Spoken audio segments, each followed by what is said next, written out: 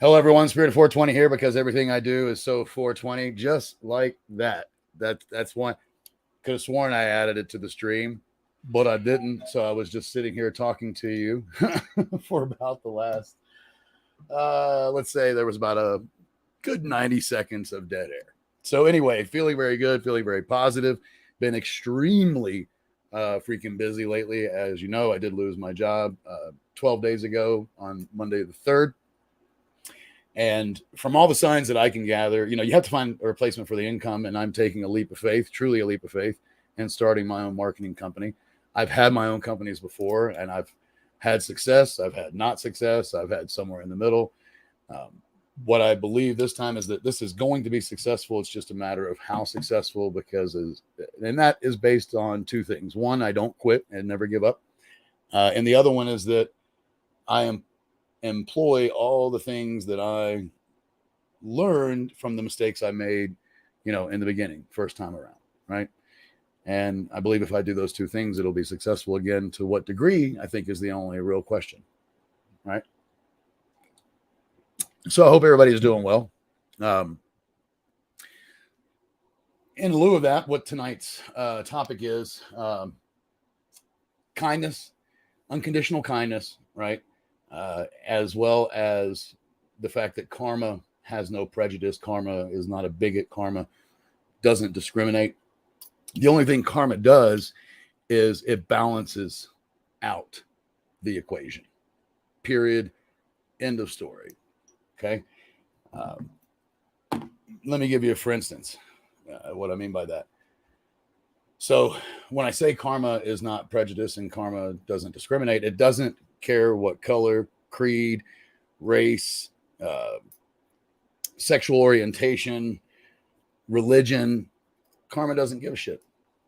Does not care where you come from or how you got here. All it cares about is the actions that you take in the here and now, and that will dictate the things that happen to you as you continue on through life. And let me be the first to tell you, this is no bullshit. I have watched everything from insta karma to what I call deferred karma. Okay.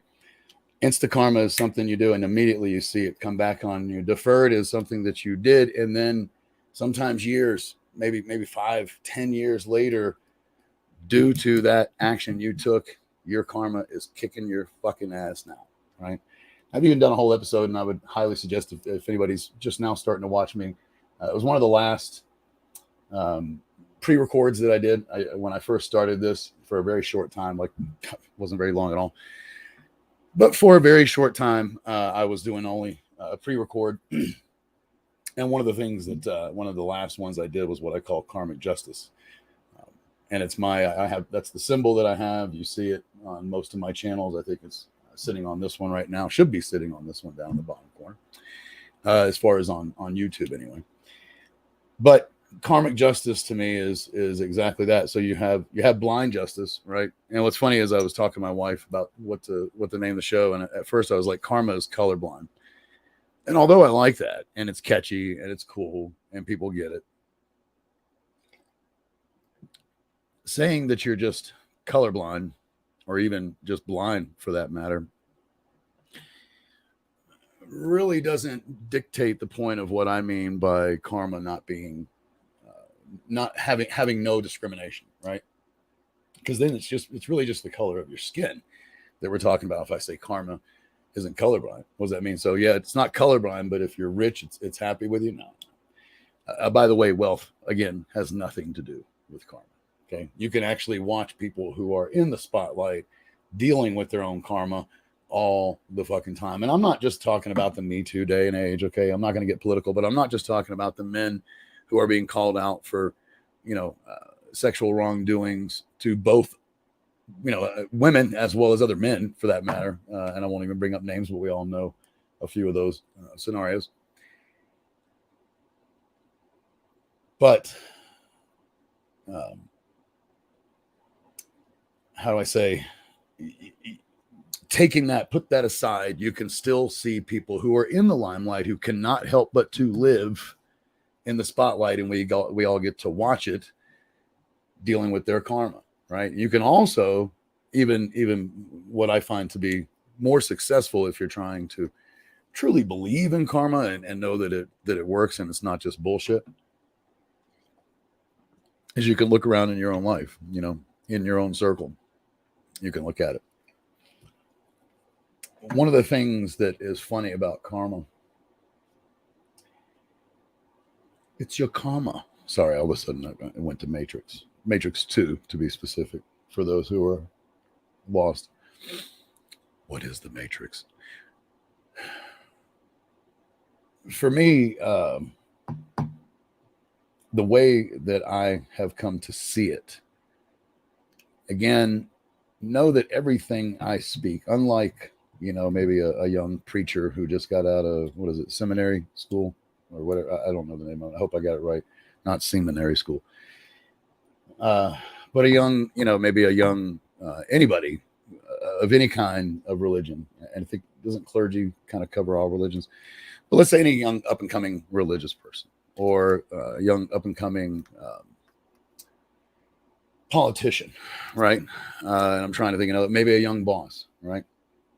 And when I say young, I mean no disrespect to the young people who watch me.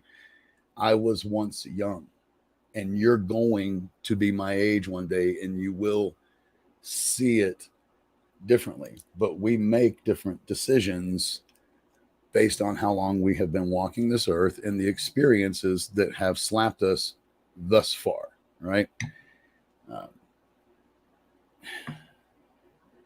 So when I speak about karma and I speak about my experience, I just want to point out the fact that I am 50. And when I say something is that way, you can choose to believe me or not, or you can understand that I'm saying that from visceral life experience, tested and true, not theory, right? It's become fact for me because it never, knock on wood, seems to go any different. And people are like, well, now everything doesn't work out the same. No, it doesn't. Okay. And that was the point that I was getting ready to make. If you are somebody who has gotten to the point where you feel like life is kicking your ass, and no matter what you do, right? And I'm sure some of y'all can relate. I know I can. I've been there. But you feel like no matter what you do, you literally hear yourself speaking the words, life is out to get me, right? I've been dealt such a shit hand, blah, blah, blah. And my son's not watching, but my son is and was on the far extreme of this not too long ago with everything that he is going through. However, he has me as a father, and you can either stay that way, and I'm going to come back to my balancing point here in a minute. You can either stay in that view, or you can change your view to something else. Either go deeper, or you can go the other way, right? That's really not what the discussion is about. What I'm referring to, and by the way, if I'm blurry, would somebody please be so kind as to tell me?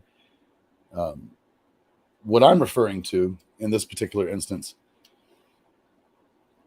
if you see the world as handing you shit, then you will be unable to see the good things that are happening to you that balance that out. And to use my son as an example, he had a horrible situation with the law, period. It's borderline entrapment. In fact, depending on who you talk to, many still feel like it is entrapment. The bottom line is the system is what it is, and we have to deal with it, right? At the same time that this happened,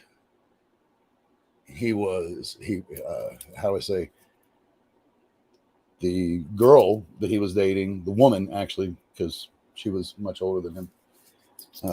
Put this in perspective, this started when he was 21. He's 22 now. The woman that he was dating, in the simplest of terms, decided that she was no longer going to date him, go for an older guy, because she felt that he was, and she had been through, he was now 22 when, I believe, or just about 22 when she decided to leave him. So she had been there with him through, the arrest and the whole deal, and held his hand. And it had nothing to do with that. I can tell you, I personally know her. It was her own fears. Just on a side note, she had fears about putting herself out there to someone who wasn't going to be mature enough to want to give it back fully to the degree she was looking for. In actuality, I know all the parties involved. I know I'm obviously biased. We're sitting here talking about no judgment, but looking at it from an unbiased psychological standpoint, which is what I do, I analyze it. She didn't give him a chance, and quite frankly, he was the better choice. But that age thing just stayed in her head so much that she couldn't get past it, right? So at the same time that he was, because he's still dealing with, anybody who knows the judicial system knows that this isn't going away. It's not quick. It takes time.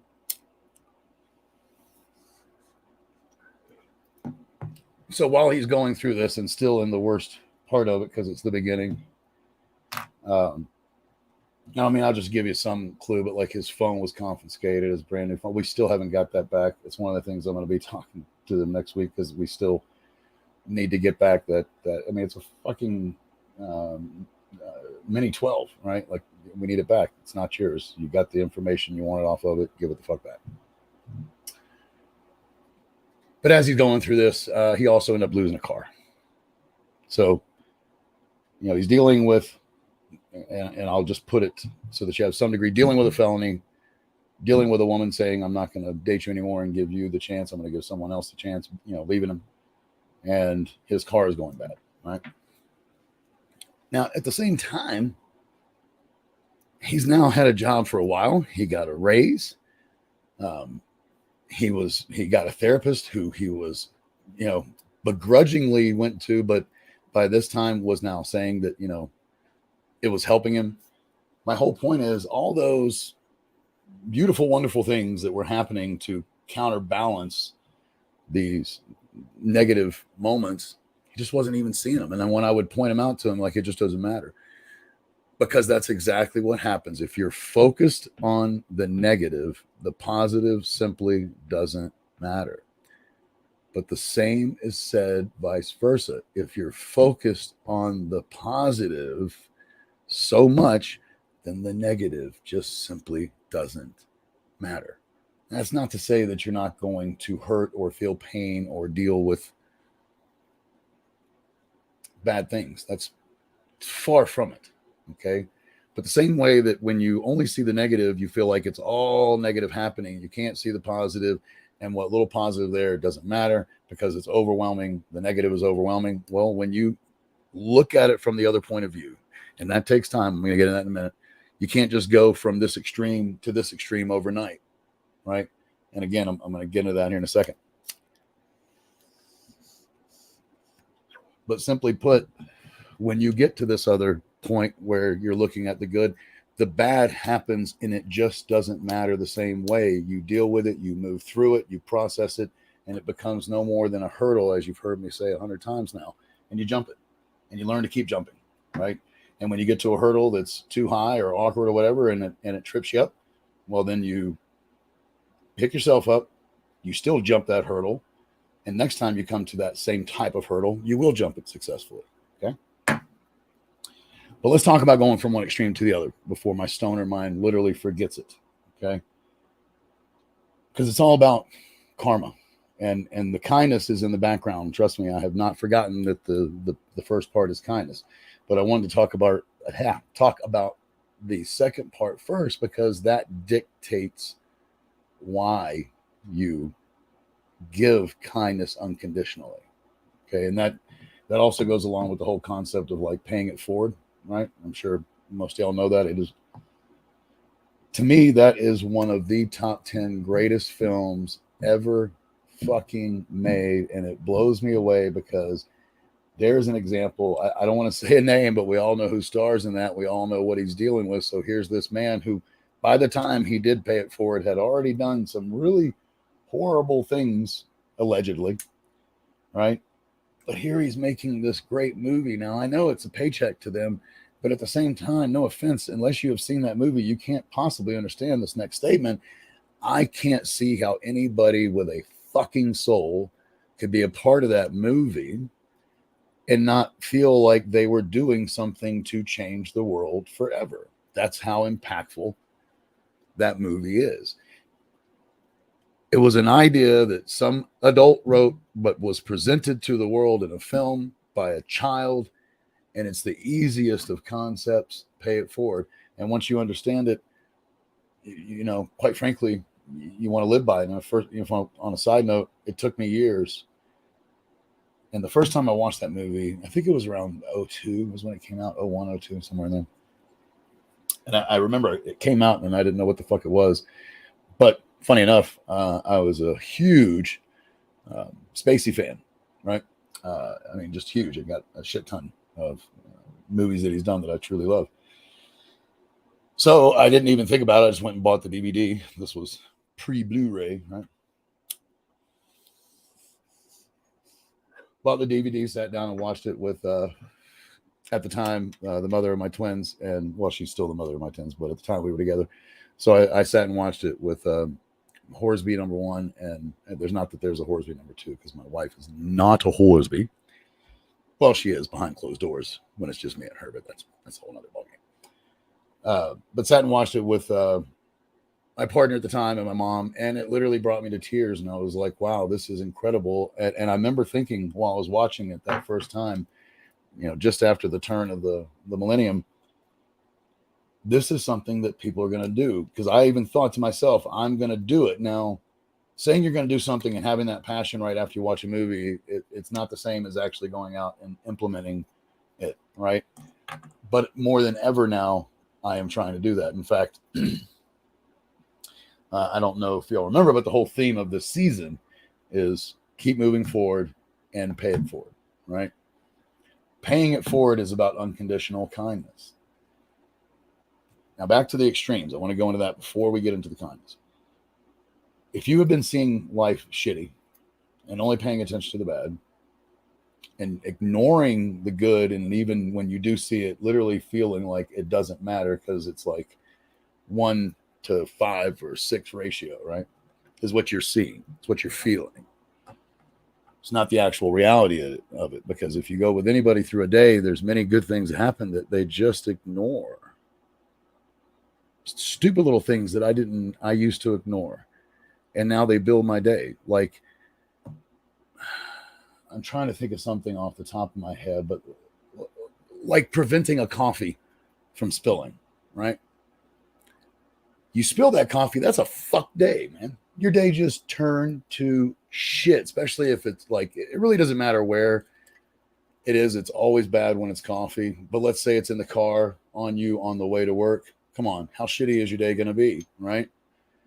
Now, you take that same day and you prevent it, and you're in this moving towards this other space. Let's say you're already maybe halfway, from spectrum to spectrum, from one end to the other, the end of seeing only bad to seeing only good, right? You take that same day and you prevent that, then it becomes right there a much better day. Now, when you get to this extreme of only seeing the positive, which I'm still not to the full extreme, understand, I'm definitely much, much closer than I've ever been. I'm happier than I've ever been, truly happy. And that's part of how too, you're only seeing the positive, and you're it's not that you're ignoring it. You're simply quickly processing and moving past the negative, because you only have the fucking here and now. You only have control over yourself. So if something negative happens and you dwell on it, guess what? It's your fucking fault. Doesn't matter if what happened to you wasn't your fault. The dwelling on it and allowing it to turn your day, week, month, year, life into shit is your responsibility. If I'm not the problem, there is no solution. The meaning of that is not to beat yourself up and say, I'm a piece of shit and everything I do is wrong. Some people just don't hear it. It's very much a Buddhistic, Taoism, whatever you want to call it, whatever word you want to call it. The whole point, it's the same concept that she's dealing with in Tron. For those of you who've seen Tron, the newer movie, the one that came out, I believe it was 11. But towards the end of the film, the chick gives herself up, and right before she does, she turns to, young Tron. I know he's not Tron, by the way. I watched the fucking movie. But turns to young Jeff. There you go. All of a sudden, I can't remember their fucking name, and it's right there. I mean, I love that damn show or that movie. But anyway, she turns to him and she says something. I can't remember. He's like, what are you doing? He's like, I'm removing myself. Oh, no. It wasn't her. That's right. She just hands Jeff the discs.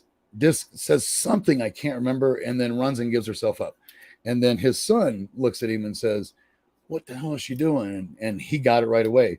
She's removing herself from the equation, right? She's taking herself out of it. If I'm not the problem, there is no solution. I only have control of one thing in this life, and that's me. Everything else is out of my control. Now, knowing that is a fact, right? And when I say that that's a fact, obviously, if you're a doministic fuck and you're torturing people, then at those particular moments, you are controlling them.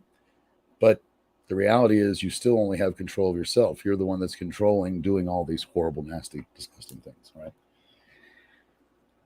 But the whole point is that when you live by that, you understand, you make the decision. It runs the same gamut as it takes two to fight, but only one to stop, right? The first one to say, I'm removing myself from this equation, and they simply stop interacting with the fight, they have come to the place in their life, which is where I'm at.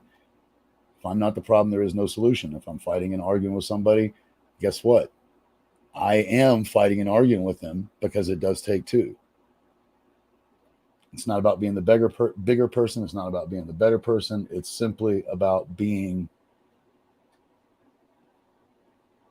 I guess, honorable is the best way to look at it, right? And honor your own self. Because many times when you're arguing, the fight is usually because you have simply put two different viewpoints on a particular matter. Whatever that matter is, it doesn't matter, right? It could be something you did, something they did, it literally could be something someone else did, and you're arguing. And I mean, how many people get in fights about something a politician does? That's the stupidest shit to me. To get in a fight with a stranger is actually more acceptable to me than getting a fight with, say, a friend, colleague, or acquaintance that you already know or care deeply with. Family as well goes into that, because you're allowing this person that's in the limelight that doesn't know your name, doesn't live in your fucking circle, doesn't have an effect on you immediately. Obviously, I believe everybody affects everybody. I believe in 6 degrees of separation. That's why the butterfly effect is real. But you're allowing this person that does not have anything to do with your immediate circle influence the way that you treat other people. No. You only have control of yourself. You can't control that guy, girl, alien, shim, her, him, pan, whatever. You can't control anybody else. You can't control the person you're arguing with. You can only control yourself. And if you come to that place, then you realize, if you're living in that moment, to come full circle, if you will, the way that you start getting that needle to move over to the I only see the positive is by continuing to be kind and literally paying it forward. You can call it pay it forward if you want, or you can call it unconditional kindness, because unconditional kindness, you're going to help someone across the street. If you see someone in the fucking grocery line who's short a couple bucks and you've got a $5 bill, why wouldn't you help them? Are you going to fucking go broke? Seriously, when I am behind on bills and I let go and I let God with everything I do. Let go, let God.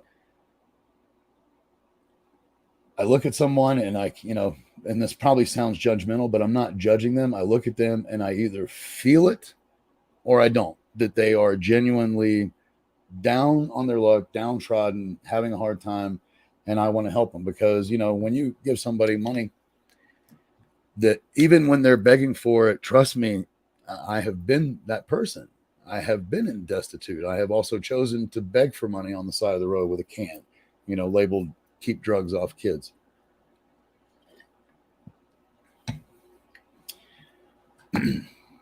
But when anybody gives you money, when you're asking for it, or particularly when you're not, and those are the times that I probably give, about half the time I give somebody money who's literally, they're homeless, they're broke, but they are not sitting there with their hand out. That makes their day, by the way. But when you give somebody who has their hand out, which is used to maybe getting $1 or $2 or some change, right? I'm telling you, I try to give them like a 5, 10, or a 20. I try, like, if I've got 3 bills in my pocket and it's a 20, a 10, and a 5, I will literally give them that 10. Maybe even the 20, depending on the day. And it doesn't matter if I'm late on 3 bills, I'll still do it if I feel like they need it. Because if I'm sitting there driving a car and I'm late on bills, I fucking have bills. I have more than they do already. Pay it forward. Unconditional kindness. It's not hard. It's not a hard concept to get either. It is a trying concept to both remember, particularly when you smoke a lot of pot. And I mean that. I know that may sound stupid, but after so many years of watching someone struggle, a stranger that is, struggle with whatever it is, crossing the street, picking up a bag, whatever the fuck it is, not having enough money, and a bad fight with a lover or a family member, whatever. I mean, I've seen it all, and I used to always pass it by. Now, there was a time, I will say this, that I was in AA, and AA, NACA, I was going to all those AA meetings. And one of the things that they kind of preach, they don't call it pay it forward, right? That was a great thing made by the writer of that movie. They created that slogan. But unconditional kindness was definitely preached about, and it still is. The whole concept is when you go into an AA or NA meeting, a CA meeting, any anonymous meeting,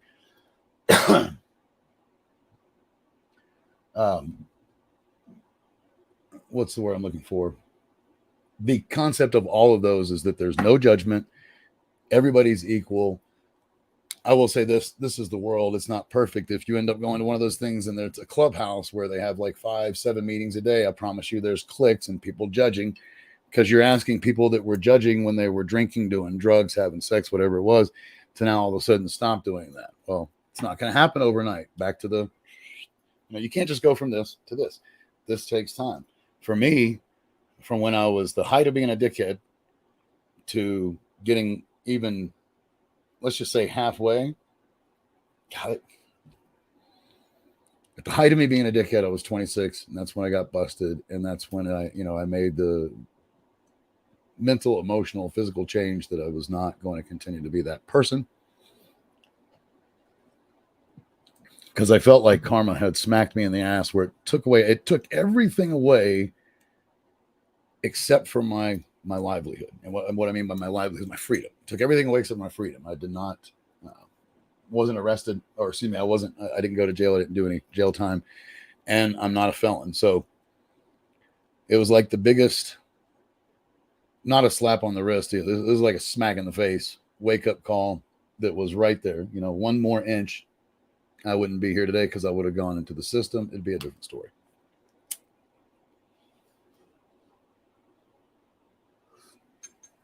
But it takes time. It really does. And it takes thinking about it as often as you can. So again, I didn't used to think, how do I help everybody?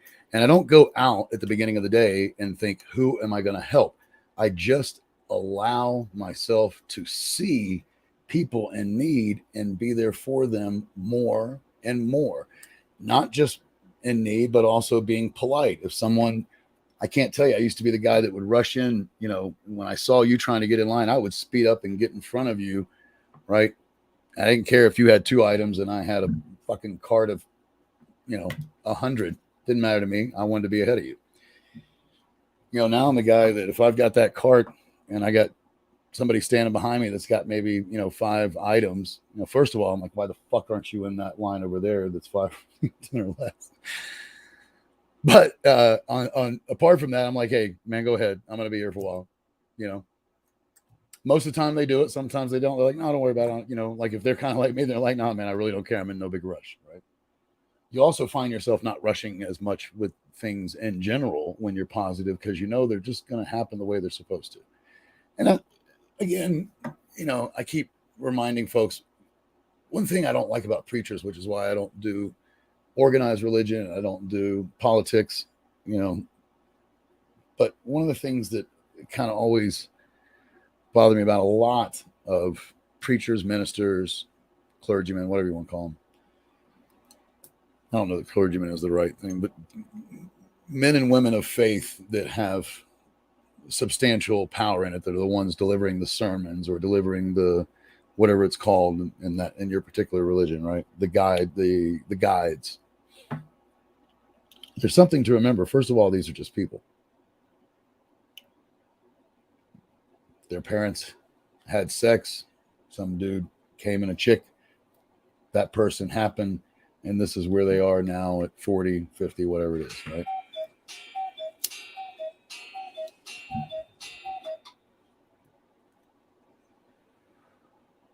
I don't feel like I see enough of those people pointing out to you when they're telling you what to do and how to do it, or what is the way that'll make you happiest, or whatever the case may be. Even psychiatrists, by the way. And I went to psychiatrists for well more than half of the number of years that I've been alive. 50. Just keep that in mind. So I've been to a psychiatrist for more than 25 years of my life. Most of these people that are in essence guiding you, and you're looking to them for guidance, and they are kind of in a power position due to that, I don't feel like they admit enough that they themselves still make these same mistakes that they're talking about and telling you to do. They're still fucking up. The preacher that tells you to be calm and take it easy and just go with the flow, it might not tell you that on the way to church that morning he was doing 65 and a 40 to get there, right? Is that really following his own advice, or is he simply human? We're not perfect, right? We're not perfect. We are equal. That is one of the ways that we are equal, is nobody can do it right all the time. First of all, I don't believe in right and wrong. That comes with the karmic thing. It's happening the way it's supposed to happen. So if you do it, what you feel like is the way that is most true to what you consider morally correct. Okay. Because even though there is no right or wrong, we inherently as individuals have a list of things in our head, and you ask us about any one of them and we're going to be like, that I wouldn't do, it's wrong, or that I would do, it's right. For instance, pay it forward, that feels like a right thing to do. Murder feels like a wrong thing to do. Regardless of being in all the religious books, it just feels wrong to me, right? Other people, it doesn't. So that's why I say it all depends on your personal morals, but you have them. Even killers have morals and have a code. The ones that don't are the sociopaths and psychopaths, are the ones they say that don't have a conscience, right? But as long as you have a conscience, then you have a moral code, right, wrong. Somewhere you see it. Some things you even right there in the middle, right? It happens. It's part of us.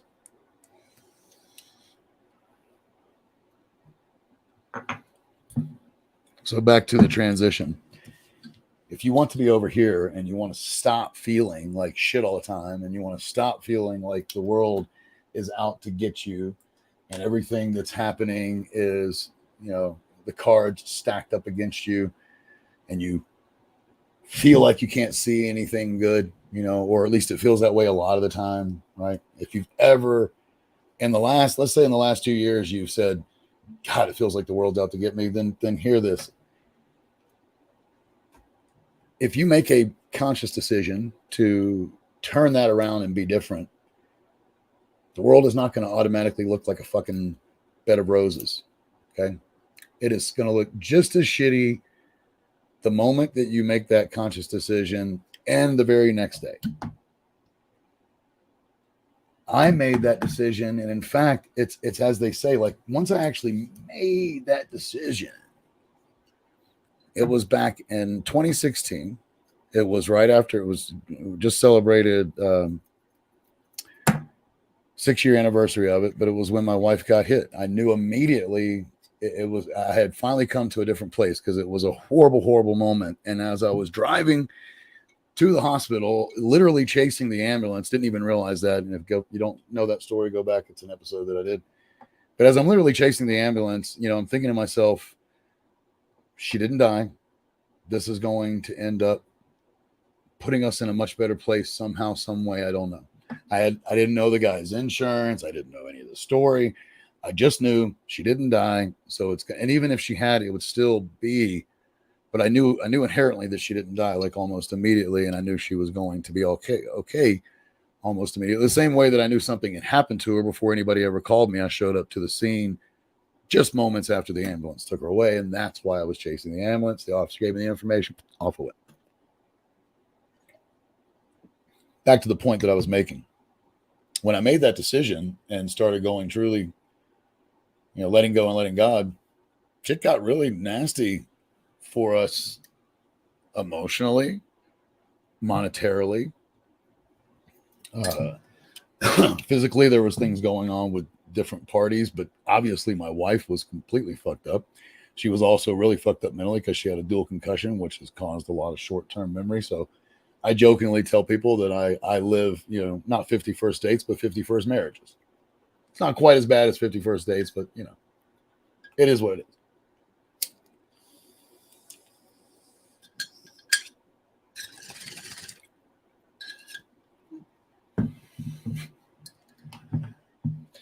But shit definitely got worse before it got better. Excuse me.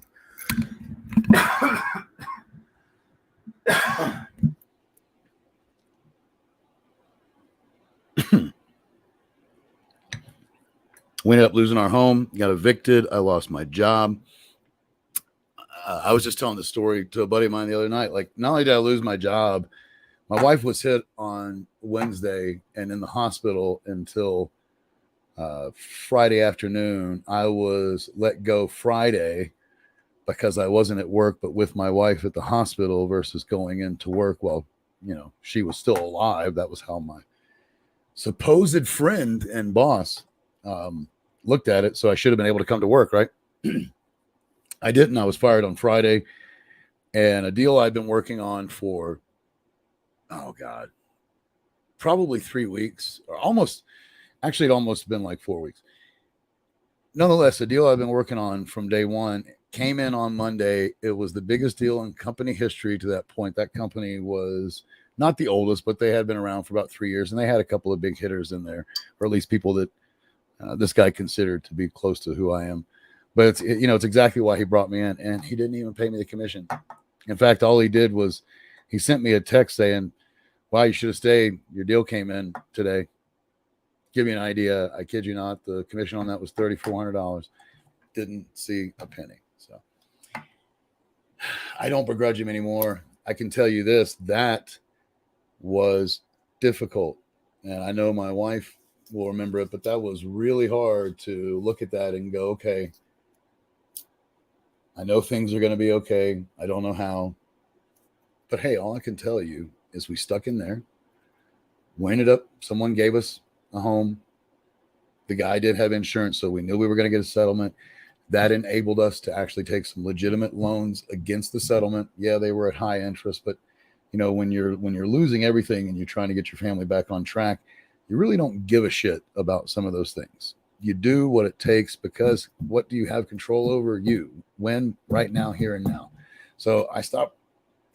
One of the things in letting go and letting God is I stopped worrying about how it's going to necessarily turn out. I know it's going to turn out okay. I'm not saying I don't plan ahead, but no matter what plan you have, they never go according to plan.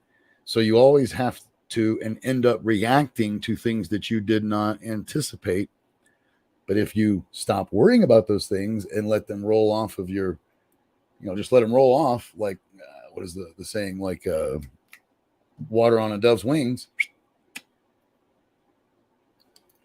That's the whole point. The more and more you get. Now, for instance, I just lost my job, and I'm not trying to dwell on it. I'm using it as an example. And losing that job, I mean, I was pretty pissed and hurt. And I even said this when I went live the very next time. But that was because I thought he was a friend. I was actually hurt no different than any friend's actions would hurt me if they were, vicious and cold-hearted, if you will. But at the same time,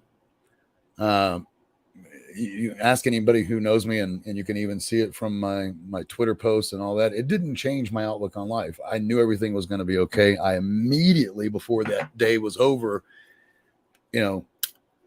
one door was closed, 5 other opportunities were presented to me before the day was over.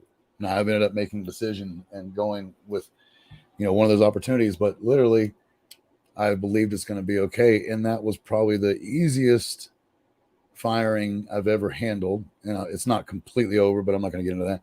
But it was the easiest. There's just legal work and stuff to take care of. But here was my point. This is probably one of the hardest firings to ever take. Longest I'd ever been at one company. I told you I've actually owned my own company many times. So this is the longest I ever worked for one place. And it hurt. It really hurt. And what I mean by hurt is it was really, really bad. But it was also the easiest one I ever got through. And what I mean easy is I didn't dwell on it. I had something similar. It was really funny because just before my wife was hit, I was kind of in that place that I was talking about. And I'm gonna end it with this. What I mean by that place I was talking about is it was 2015. So she was hit in September of 2016. It was actually December. Yeah, it was December, right? Yeah, December of 2015. I got fired from a job.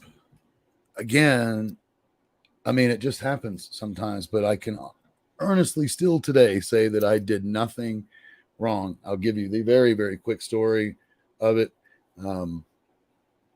I was fired because I told a colleague that the boss gave me a $500 loan. I was never told that I wasn't allowed. I figured if he gave it to me, other people would ask, why wouldn't you want, I wasn't told. So that was why I was fired. And what was funny is I was fired while my manager was away on vacation, and I had just gotten a raise and a promotion I was fired on a Thursday. That Monday, I was going to be going. I can't remember what I was at, but I was going to be going to 60,000 and then managing their expose thing. Right, fucking fired by the owner's dickhead son that gave me the loan. I was like, "You're going to give me a loan and then fire me for just because I shared it with somebody?" It's these times now that I go back and look at it, and I'm like, these are the ones where they're so weird, where you feel like there has to be something more that I'm just missing, But I'd only been there that was one that didn't hurt nearly as bad, but destroyed me. And what I mean by that is the pain from it didn't hurt as bad because I had only been there for 60 days. But in 60 days, I had already gotten to number 7 out of a room of 40 something. And I was, my claim is that in 90 days, I'm going to be number 1 or nipping right at the heels of number 1. Right. And I was right on track. And that one, I was almost catatonic for a couple of weeks because it happened right before Christmas. Like, I felt like, oh my God, this is really piling it on. Are you kidding? Piling it on. And then the next job ended up going really, really south very quickly when I tried to. Essentially, I started working with somebody else. One of the clients that I met from the job wanted me on a different project that had no conflict of interest. But when my owner found out about it, it really pissed him off. So that one went horrible. Then the guy that I got the position with ended up being a total. So I was like, it's just piling on. There was good things happening in my life at the time. I just wasn't seeing them. And funny enough, why, sometimes it takes that was the bottom for me. Even though I didn't get hit, that was the bottom and it was full circle about, I think, Sunday. Hit Wednesday, home by Friday, and this was that Sunday night. I'm pretty sure it was that Sunday night. And my wife and I were sitting there watching a movie, and that's when it hit me, and I know it hit her pretty hard because our lives have changed exponentially ever since that moment. But it was the strangest thing. And we weren't even trying to, and hopefully you'll understand this because you could say that that's just because it was on there, but we didn't have the TV up very loud. But every time we would say something and stop, right, and stop talking, then you could hear the TV for a moment, and it would almost echo verbatim what it was. And these were things about spirituality and God and, the counterbalance of things, and that this is going to open up doors that we're just not seeing. By that time, we had talked to a lawyer, and we knew the car had a lot of insurance, so we already knew that we were looking at getting a relatively decent settlement. We just didn't have any idea what it was, right?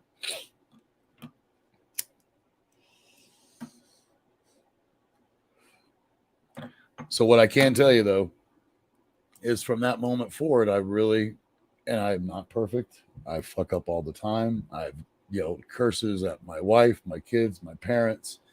So I'm not saying that I somehow walked a righteous, narrow path of do no evil, see no evil, blah, blah, blah. But I have attempted to be kind. Even when the other people, and this is even more prevalent today because it just gets easier with practice like anything else, do the old saying, fake it till you make it, because it truly works. But even when they're spitting hatred, if you kill them with kindness. It's amazing how many times I've done that now and gotten incredibly different results, obviously, than if I just went right back at, and then we're an umpire and a pitcher all of a sudden, right? Or a catcher, whatever, or a manager. Sorry, it's always an umpire and a manager, right? And I used to be the one to get right up in your face, but now I just continue to kill them with kindness, and you will literally turn people around. I have had people, I cannot tell you how many times I've had people literally apologize. Like, man, I'm sorry I was being such a dick. They'll tell you have a bad day. I myself have been on the other side of that where I was being a dick because I'm not perfect. And I was being a dick, overly being a dick. And someone just kept being nice to me. And I ended up being like, God, again, more times than I can count. At the end of a phone call, maybe on a customer service call is when it seems to happen most. I'm like, listen, I really apologize for the way it started. You've been very nice. I was extremely upset and, blah, blah, blah. I really do apologize. And I'll tell you what's nice is, again, they turn out completely different, right? If I just kept being angry with them because I was angry and hurt and pissed off, I guarantee you I wouldn't get the things that I want. I wouldn't get my way, and most of the time, these customer service folks will do almost anything you ask as long as it's within reason. They're not going to give you a brand new car because they fucked up your iPod, right? Or iPad, whatever. But, I can't tell you how many times I've gotten free shit, call up Amazon, tell them what happened. They're like, keep that. And they send me another one free, even though the first one, and I tell them like, dude, you don't have to give me this for free. It still works. I'll send it back. It's just, a little dinged here or something like that. They're like, I just keep it. When you're nice, niceness, kindness begets kindness. And that's a fact. Ugliness begets ugliness. If you're ugly to somebody, you might end up talking to somebody who's trying to be kind all the time, but they're definitely not going to go out of their way to do anything extra for you. You know what I mean? They're not going to look at you as an opportunity to pay it forward. They're going to look at you as an opportunity to get them the hell off the phone.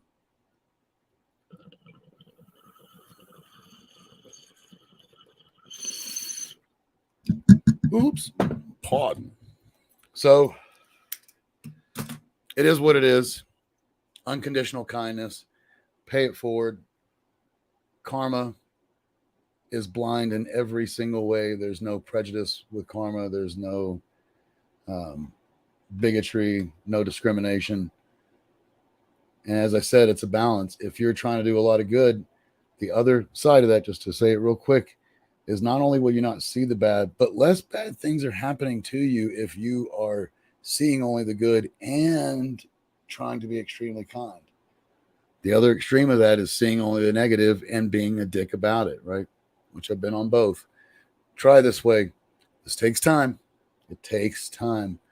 I don't know how many years of this you've built up, but for me, I had built up well over 40 years of being a dick when I finally decided to stop being a dick, right? I really tell people it happened 4 years ago when I moved out to the Rockies. That was a huge change. And I always thought the ocean was, being close to the spirits or spirituality, but it is definitely much more being, 7,000 feet up. May sound foolish, but the higher I go, the closer to God I feel. So, and I'm not just talking about smoking marijuana, although that is true too. The higher I get, the closer to God. I'm so high, I'll talk to God. But having said all that, the last little point that I was trying to make is, if you're at this extreme, there's two things you got to change. You got to change your mindset, and you have to change your behavior in the sense of how you treat other people. And then slowly but surely, both things will change, and you'll get to over here. And I'm close to over here, almost to the extreme. Things are still going to give me a hiccup, mess me up, get me angry, whatever, take me away from my, as Jeff says it in Tron, right? Messing with my chi, man. So things will mess with my chi. I will get unfocused, but I quickly focus myself back, get right back on track, and start it all over again, right? Last dab. To blaze or not to blaze, there is no question. There is only to get high, to get by.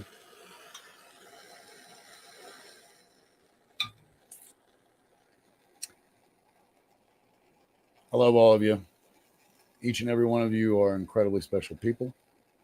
You have something, if you haven't already figured it out, you have something to offer this world that, even though there's all these other people, no one can offer it quite the way you can. Just remember that. You are unique, you're special, and you affect the world not just around you, but on the other side.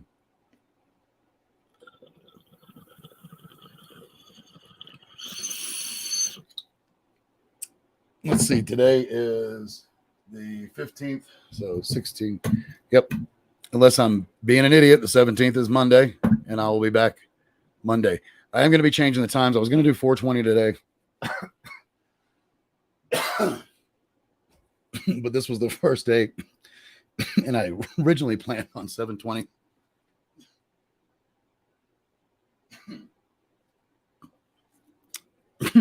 So I ended up going an hour late.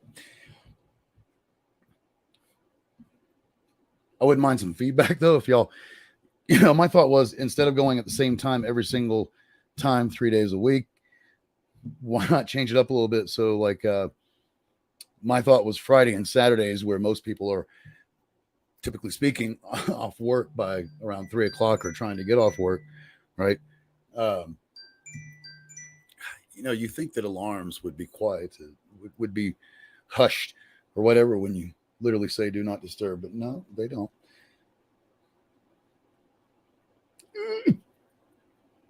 Oh, and it got me. Unfreaking believable. Oh, it was my thought that going on at different times, like Friday and Saturday would be the same time. I should start from the beginning. Wait, Monday and Tuesdays would be the same time.